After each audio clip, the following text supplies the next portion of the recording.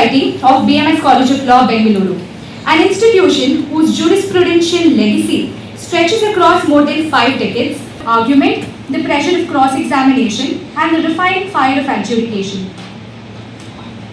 And what remains is something altogether which is truly more valuable than a trophy.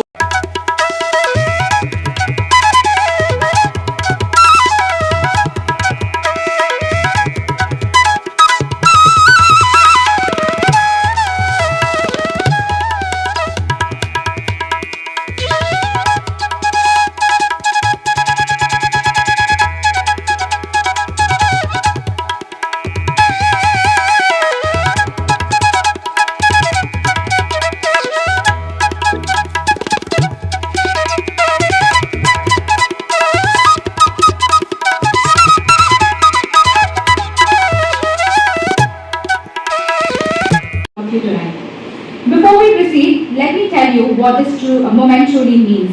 This is the moment, months of meticulous preparation by the participants and years of institutional investment courage. Competition bears the name of Shri D.M. Srinivasa Iyer sir, was itself a testament made to the history.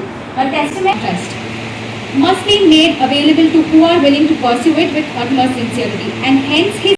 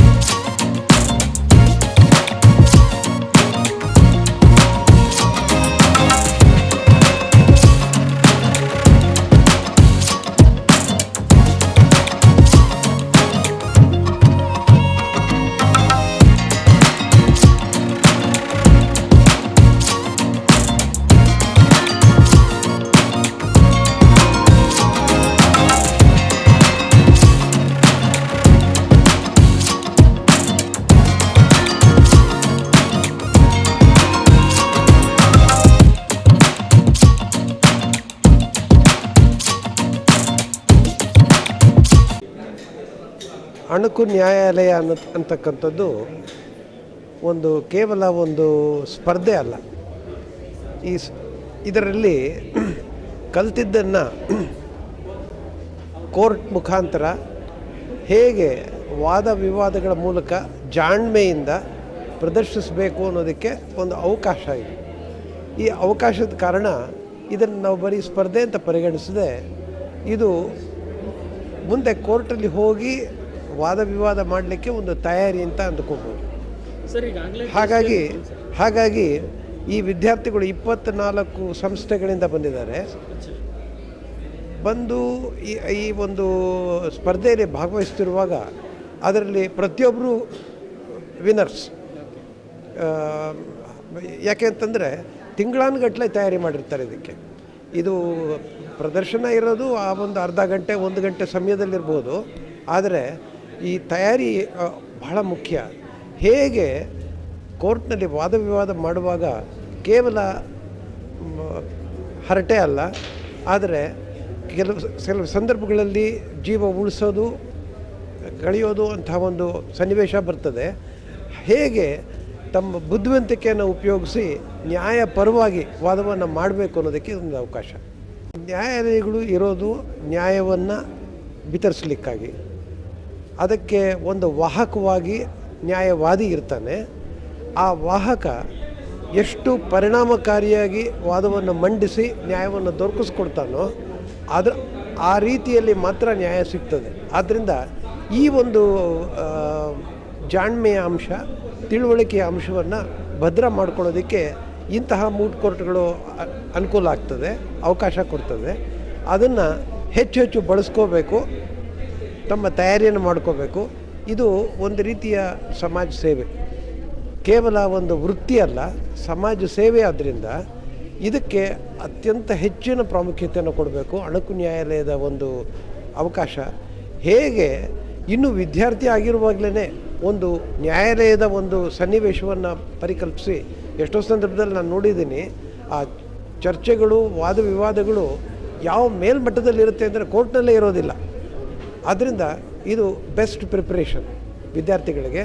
ಇದನ್ನು ಆದಷ್ಟು ಹೆಚ್ಚು ಅದರಲ್ಲಿ involve ಆಗಿ ಬಳಸ್ಕೊಳ್ಳಿ, ನಿಮಗೆ ನಿಮ್ಮ ಅಭ್ಯುದಯಕ್ಕೆ ಬಹಳ ಅನುಕೂಲ ಆಗುತ್ತೆ. ಹೆಸರು ಮಿಸ್ಟರ್ ಸುಮಂತ್ ಕುಮಾರು, ನಾನು assistant professor of law BMS college of law ಅಲ್ಲಿ.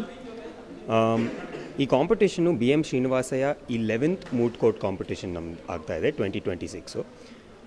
ಇದರಲ್ಲಿ 24 ಟೀಮ್ ಇದ್ದಾರೆ. 24 ಟೀಮ್ ಪಾರ್ಟಿಸಿಪೇಟ್ ಮಾಡ್ತಾ ಇದ್ದಾರೆ ಆಲ್ ಅಕ್ರಾಸ್ ಇಂಡಿಯಾಯಿಂದ. So it is truly a national competition and we wish to expose all of the students to certain key areas of the law, that is the ability to do research. This event, it provides practical skills. ಅಂದರೆ ಇದು ಕೋರ್ಟ್ಗೆ ಹೋಗುವಾಗ ಸ್ವಲ್ಪ skills ಬೇಕಾಗಿದೆ. ಆ skills ನಾವು class ರೂಮಲ್ಲಿ ಸ್ವಲ್ಪ ಕಷ್ಟ ಆಗುತ್ತೆ ಹೇಳ್ಕೊಡೋಕ್ಕೆ, ಬಟ್ ಆ ಸ್ಕಿಲ್ಸ್ ಹೇಗೆ ಗೇನ್ ಮಾಡೋದಂದರೆ ಥ್ರೂ ಎಕ್ಸ್ಪೀರಿಯನ್ಸ್. ಈ ಕಾಂಪಿಟೇಷನ್ ಏನಂದರೆ ಪ್ಲ್ಯಾಟ್ಫಾರ್ಮ್ ಕೊಡುತ್ತೆ ಸ್ಟೂಡೆಂಟ್ಸಿಗೆ ಆ ಎಕ್ಸ್ಪೀರಿಯನ್ಸ್ ಗೇನ್ ಮಾಡೋಕ್ಕೆ, ಅವ್ರಿಗೆ ಆ ಎಕ್ಸ್ಪೀರಿಯನ್ಸ್ ಸಿಗುತ್ತೆ ಈ competition. Srinivasaya Memorial Moot Court Competition, and we are having 24 teams all across the India. We are having different teams from different NLUs as well as the teams from very reputed institutions as well. There they are coming and they are learning different mooting skills, the research skills, and definitely they are going to help if they are going in the litigation as well as this they are going in the academics as well as they are going for any judicial exam and any other exam. So it is very helpful, and they are also getting the insight from different other competitors as well, that what kind of mooting skill they can get by listening as well as by seeing the competition. Okay. In future coming days, how it is the connect the party both side and See sir, in future it is very much important because they are pursuing law. So after doing law, they will go for the litigation, they will go for judicial exams as well as maybe they are going to be the academician as well. The mooting is very much important when you will understand the practical aspects of the law as well as how you need to present yourself in front of the courts when you are going to represent a party and all. For that reason, mooting is very much important. So by being involving in this kind of competition, they will learn what are the practical skills of mooting as well as researching. okay, good evening. My name is Dr. Pratibha Singh.